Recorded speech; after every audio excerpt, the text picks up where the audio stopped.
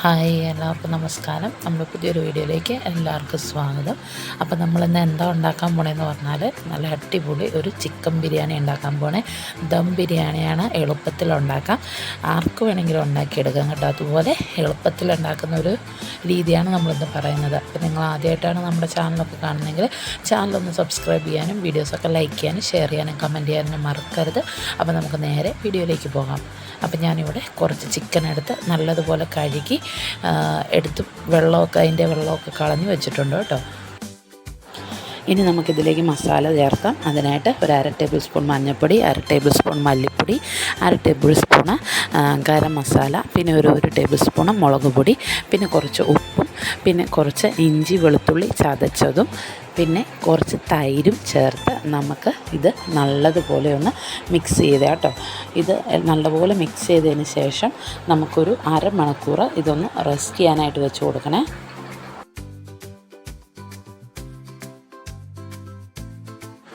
ഇനി നമ്മൾ അരിയാണ് എടുക്കാൻ പോകുന്നത് കേട്ടോ. ഞാനിവിടെ ബസ്മതി റൈസ് 1 കിലോയാണ് എടുത്തിരിക്കുന്നത്. ഞാനിവിടെ അളക്കുന്നത് എന്തിനാണെന്ന് വെച്ചാൽ നമുക്ക് വെള്ളത്തിൻ്റെ അളവിന് വേണ്ടിയിട്ടാണ്. അപ്പോൾ ഒരു പാത്രത്തിലേക്ക് ഒരളവ് ഗ്ലാസ് വെച്ച് ഞാനിവിടെ 4 ഗ്ലാസ് അരിയാണ് കേട്ടോ ഇതിനകത്തേക്ക് ഇട്ട് കൊടുക്കുന്നത്. ഇനി ഇത് നമുക്ക് നല്ലതുപോലെ ഒന്ന് കഴുകിയിട്ട് നമുക്കിതൊന്ന് കുതിരാനായിട്ട് ഇടാം. ഇതും ഒരു അരമണിക്കൂറോളം നമുക്ക് വെള്ളത്തിൽ കുതിരാനായിട്ട് ഇടണം കേട്ടോ. അപ്പോൾ പിന്നെ നമ്മൾ ഇനി ബിരിയാണിക്ക് ആവശ്യമായിട്ടുള്ള സബോള അരിഞ്ഞെടുത്തിരിക്കുകയാണ് കേട്ടോ. ഞാനിവിടെ ഒരു 2 മീഡിയം സൈസ് സബോളയാണ് അരിഞ്ഞെടുത്തിരിക്കുന്നത്. ഒരേ കട്ടിയിൽ സബോള അരിഞ്ഞെടുക്കണം കേട്ടോ. ഇനി നമുക്ക് ഇതൊന്ന് ഫ്രൈ ചെയ്തെടുക്കാം.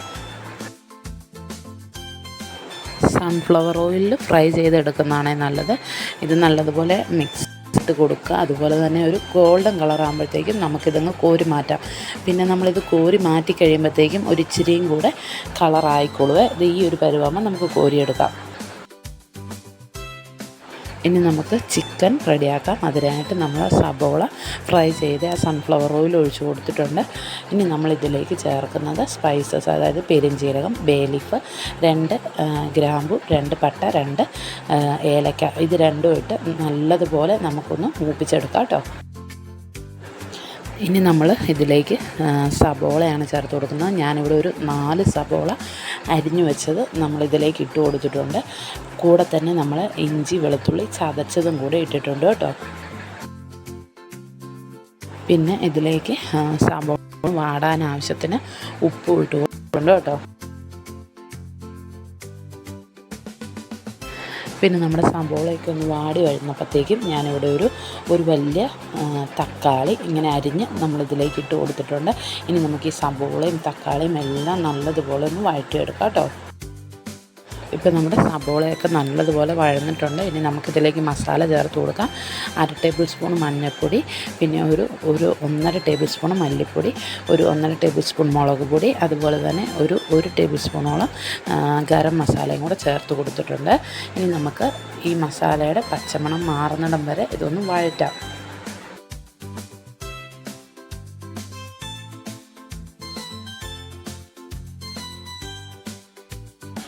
ഇനി നമുക്ക് റെസ്റ്റ് ചെയ്യാനായിട്ട് വെച്ചിരിക്കുന്ന ചിക്കൻ ഇതിലേക്ക് ചേർത്ത് കൊടുത്ത് നല്ലതുപോലെ ഒന്ന് മിക്സ് ചെയ്യാം കേട്ടോ. നമുക്ക്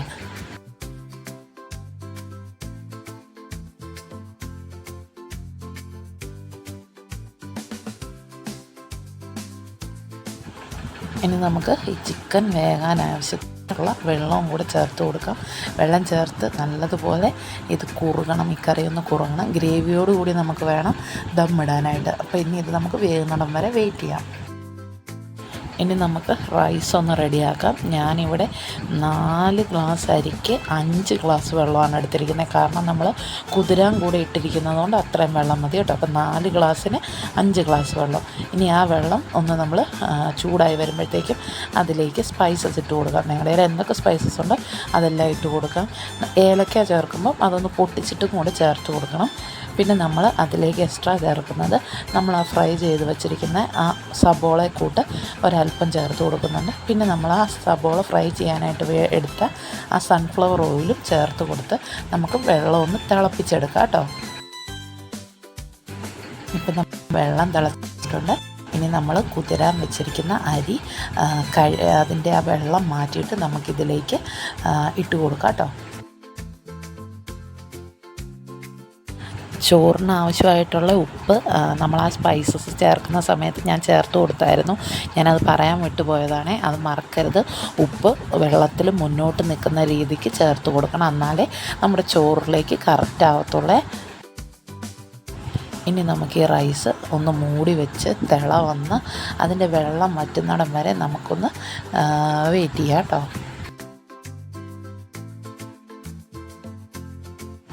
അപ്പം നമ്മുടെ അരിയിൽ വെള്ളമെല്ലാം വറ്റിയിട്ടുണ്ട്. ഈ സമയത്ത് നമുക്ക് നല്ലതുപോലെ ഒന്ന് ഇളക്കി കൊടുത്തതിന് ശേഷം ഒരു പാത്രം നമ്മൾ ഇതിൻ്റെ അടപ്പ് വെച്ചൊന്ന് മൂടിയിട്ട് ഒരു വെയിറ്റും വെച്ച് തീ നല്ലതുപോലെ കുറച്ച് സിമ്മിലേക്കിട്ട് ഒരു 10 മിനിറ്റ് നമുക്കൊന്ന് അടച്ചു വെച്ച് കൊടുക്കാം കേട്ടോ. അപ്പം ഞാനിവിടെ ഇടികല്ലാണ് വെയിറ്റായിട്ട് വെച്ചേക്കുന്നത്. ഇനി നമുക്ക് ചിക്കൻ വെന്ത് വന്നിട്ടുണ്ട്. അതിലേക്ക് ഒരു പിടി സബോള ഫ്രൈ ചെയ്ത് വെച്ചിരിക്കുന്നതിന് ചേർത്ത് നമ്മളൊന്ന് ഇളക്കി കൊടുക്കുകയാണ് കേട്ടോ. ഇളക്കി കൊടുത്തതിന് ശേഷം നമുക്ക് ഫ്ലെയിം ഓഫ് ചെയ്യാം, അല്ലെങ്കിൽ കുറച്ചിടാം കേട്ടോ. നമ്മുടെ റൈസ് വെന്തോ നമുക്ക് നോക്കാം. ഈ സമയത്ത് ചിക്കനിൽ ഉപ്പുണ്ടോ എന്നൊക്കെ നോക്കണേ, എന്നിട്ടില്ലെങ്കിൽ ചേർത്ത് കൊടുക്കണം. ഇപ്പം നമ്മുടെ റൈസ് ഇവിടെ വെള്ളമൊക്കെ വറ്റിയിട്ടുണ്ട്. ഇപ്പോൾ ഒരു 3/4 വേവോളം ആയിട്ടുണ്ട്. ഇനി നമ്മൾ ദമ്മിടുമ്പോൾ ബാക്കി അതിൽ ഇരുന്ന് വെന്തോളും. ഇനി നമുക്ക് ഫ്ലെയിം ഓഫ് ചെയ്തതിന് ശേഷം നമുക്ക് ഈ റൈസിനെ നമ്മുടെ ചിക്കൻ്റെ മുകളിലേക്ക് ഇട്ട് കൊടുക്കാം കേട്ടോ. ഈ സമയത്ത് കുറച്ച് പുതിനയില ഉണ്ടെങ്കിൽ ഈ ചിക്കൻ്റെ മുകളിലേക്ക് ഇട്ടിട്ട് ഈ റൈസ് അതിൻ്റെ മുകളിലേക്ക് ഇടുമ്പോൾ ഒരു പ്രത്യേക മണവും അതുപോലെ തന്നെ ഒരു പ്രത്യേക ഫ്ലേവർ നമ്മുടെ ഈ റൈസിലേക്ക് കിട്ടും കേട്ടോ. അങ്ങനെ ഞാൻ റൈസ് മുഴുവൻ ഇട്ട് കൊടുത്തതിന് ശേഷം അതിൻ്റെ മുകളിലേക്ക് നമ്മൾ ഫ്രൈ ചെയ്ത് വെച്ചിരിക്കുന്ന സബോളയും അതുപോലെ തന്നെ നമ്മൾ വറുത്ത് വെച്ചിരിക്കുന്ന അണ്ടിപ്പരിപ്പും മുന്തിരി നെയ്യോടുകൂടി അതിലേക്ക് ചേർത്ത് കൊടുത്തു. പിന്നെ നമ്മൾ കുറച്ച് നെയ്യും ചേർത്ത് കൊടുക്കുന്നുണ്ട്. അതോടൊപ്പം തന്നെ ഒരു ലേശം മഞ്ഞ കളറിന് വേണ്ടി കുറച്ച് കുങ്കുമപ്പൂവിൻ്റെ ഒരു ഇതിൻ്റെ ഇരുന്നത് കൊണ്ട് മാത്രം ഒരല്പം ചൂട് പാലിനകത്ത് കലക്കി ഞാൻ അതിലേക്ക് ഒഴിച്ചിട്ടുണ്ട്. നിങ്ങൾക്ക് മഞ്ഞൾപ്പൊടി ചേർത്ത് കൊടുക്കാം. അതും വേണമെങ്കിൽ അല്പം പാലിൽ ചേർത്ത് കൊടുത്താൽ അത്രയും ടേസ്റ്റ് ആയിരിക്കും കേട്ടോ. ഇനി നമുക്ക് ഒരല്പം നെയ്യും കൂടെ ഒഴിച്ച് കൊടുത്തതിന് ശേഷം നമുക്കിതൊന്ന് മൂടി വെച്ച് ഒരു 1/2 മണിക്കൂർ ദമ്മിലിരിക്കണം കേട്ടോ. നമ്മൾ ഗ്യാസിൻ്റെ തീ ഏറ്റവും കുറച്ചിടണം. അപ്പോൾ നമ്മൾ ആ ഒരു 1/2 മണിക്കൂറൊക്കെ ആകുമ്പോഴത്തേക്കും ഇത് സെറ്റാവുക. ഒരു വെയിറ്റും കൂടി വെച്ച് കൊടുക്കാൻ മറക്കരുത് കേട്ടോ. നമ്മൾ 1/2 മണിക്കൂർ എന്ന് പറയുന്നത് നമ്മൾ മുകളിൽ കനലിടുന്നില്ല, അടിയിൽ നിന്നുള്ള ആ തീയിൽ തന്നെയാണ് കേട്ടോ ഇത് റെഡിയാവുന്നത്. അതാണ്. ഇപ്പോൾ ഒരു 1/2 മണിക്കൂർ കഴിഞ്ഞിട്ടുണ്ട്. ഇപ്പം നമുക്ക് ഇതൊന്ന് തുറന്ന് നോക്കാം കേട്ടോ. ഇപ്പം ഞാൻ തീയൊക്കെ ഓഫ് ചെയ്തിട്ടുണ്ട്. ഇതുകൊണ്ട് നല്ല അടിപൊളി ചിക്കൻ ദം ബിരിയാണി റെഡി ആയിട്ടുണ്ട്.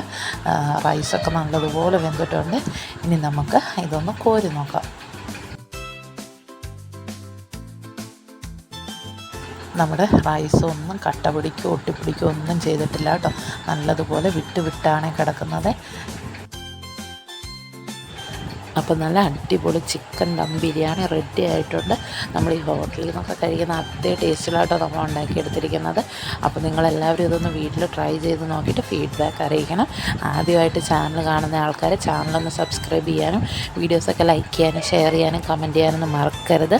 അപ്പം നമുക്ക് അടുത്തൊരു വീഡിയോ കാണാം കേട്ടോ.